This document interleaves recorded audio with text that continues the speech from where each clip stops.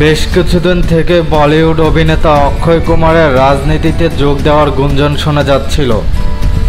সম্প্রতি এই অভিনেতা পল মলে ইনস্টিটিউট অফ ডিরেক্টরসে আয়োজিত হিন্দুজাস অ্যান্ড বলিউডের শীর্ষক বইয়ের উদ্ভাবন অনুষ্ঠানে যোগ দেন। সেখানেই তাকে আবারও জিজ্ঞাসা করা হয় তার রাজনীতিতে যুক্ত হওয়ার বিষয়। এ বিষয়ে নিজের অবস্থানের কথা জানিয়েছেন বলিউডের এই অভিনেতা।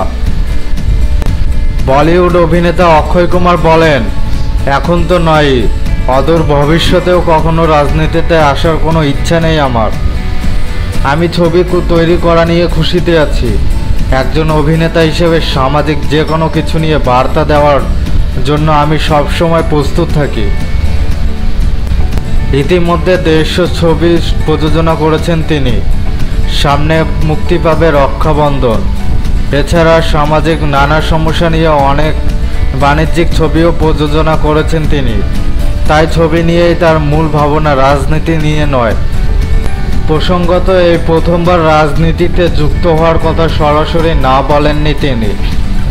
এর আগে 2009 সালে তার রাজনীতিতে যুক্ত হওয়ার বিষয়ে গুঞ্জন ওঠে।